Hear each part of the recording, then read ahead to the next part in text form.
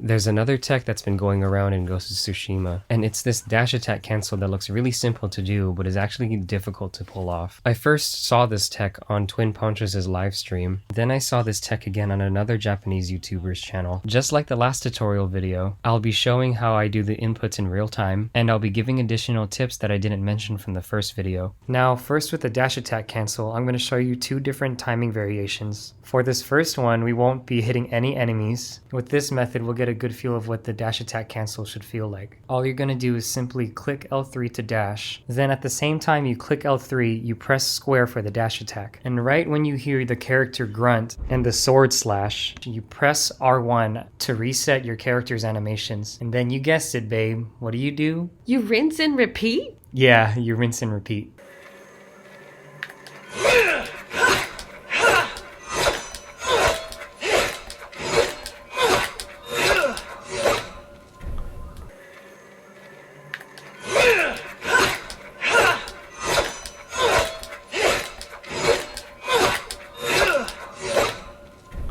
Once you get used to this timing, I think it's time to get used to the second variation. The second variation has the same exact inputs, but different timing. The rhythm of the inputs is very similar to the katana cancel from the first video. It's the rhythm of a horse galloping, but slightly faster. Another way of thinking of the inputs, think of replacing circle with L3 plus square, and replace square with R1. And with all of those things in mind, hopefully you get something like this.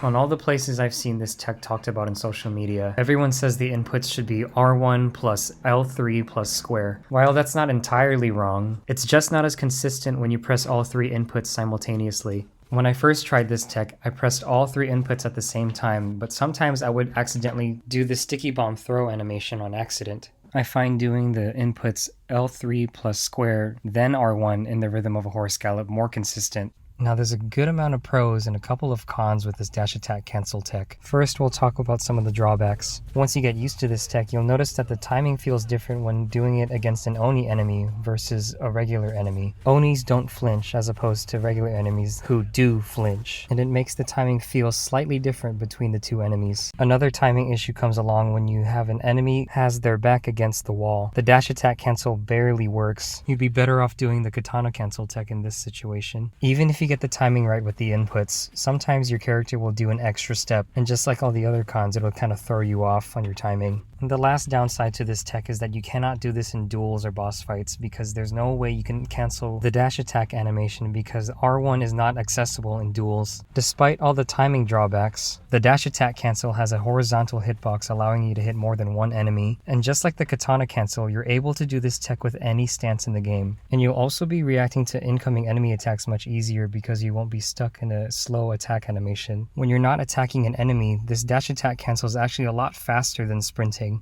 The Japanese YouTuber who I saw do this tech actually tested all three movements to see which one is faster. It's not as fast as rolling, but it's something cool to show when you're going from point A to point B. Last good thing that I'll mention about this tech is that it's a little bit faster than the katana cancel tech. And here I'll show a speed comparison between the two.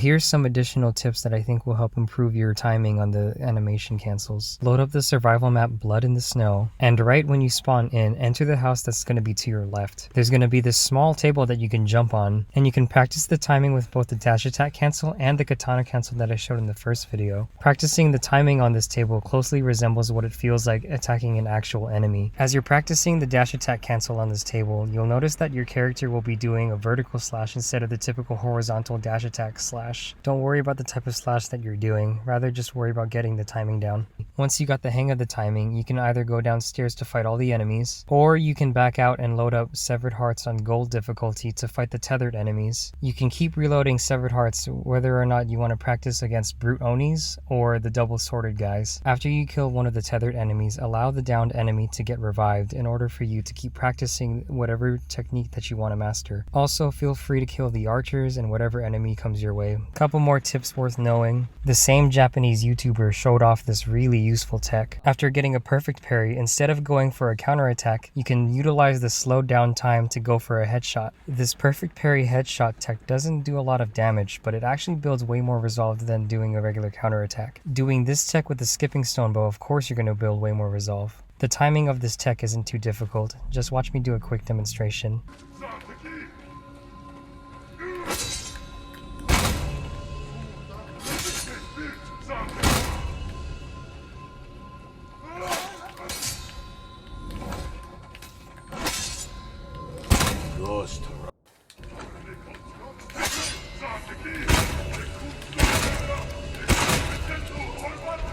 If you're having trouble landing perfect parries, you can roll for perfect parry window either on your katana, charm, or even the dirt throw, and I think the percentage you would want is at least over 8%. I've used this perfect parry headshot tech in the middle of a wave on one of my nightmare survival runs, and what makes this tech useful is that I don't need to rely on my ghost weapons in order for me to get headshots to build resolve. And speaking on the topic of survival, something really useful to note is that if you stand at the edge of any circle, most of the enemies will behave as if you're standing outside of the circle. They'll just stand there and do nothing, making them easy target practice for reload canceling. Just be mindful of the ones that are really close to you, because those are the ones that can hit you. Also be mindful that if the defense circle is glowing red, that means the enemies are taking the area. This can happen even if you think you are standing at the edge of the circle, so be on the lookout for that. The last advice that I'll give for now is that it is not a sin to play with aim assist turned on. I've completed multiple solo nightmare survival runs with aim assist turned on, and I know there's a couple people in the top 100 leaderboards who still run aim assist. And if you're still gonna knock on me for having aim assist turned on, I do have a solo nightmare survival run with aim assist turned off.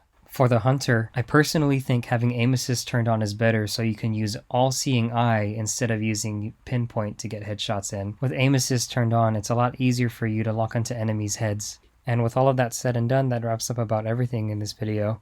I want to give shoutouts and credits to The Kid Is Alright for showing me the Japanese YouTuber. Also shoutouts to Sepia1989 for bringing the dash attack cancel to my attention on my last survival video. I couldn't pronounce the Japanese YouTuber's username because I can't read Japanese, but I did find him on Twitter, and his Twitter handle is KitaKazeApollon. Sorry if I'm pronouncing that wrong. And what's crazy about KitaKazeApollon is that he learned the dash attack cancel tech from Alan, the other Japanese YouTuber that I mentioned in the first video. All credit goes to Alan for accidentally discovering this tech on his own.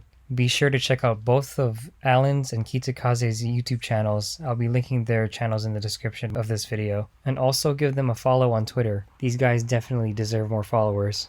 It was initially Alan who inspired me to do Nightmare Survival solo. I think he's the first in the world to complete Nightmare Survival solo as an assassin and as a Ronin. There's still yet to be someone to complete Nightmare Survival solo as a samurai. But anyway, I hope you found this video informative and helpful. If you have any comments or questions, feel free to leave a comment, and feel free to check out the other content I have on this channel. This channel wasn't originally a gaming channel, but rather me sharing dance videos. Share this video with your fellow ghosts. Thanks, and God bless. And it goes like this.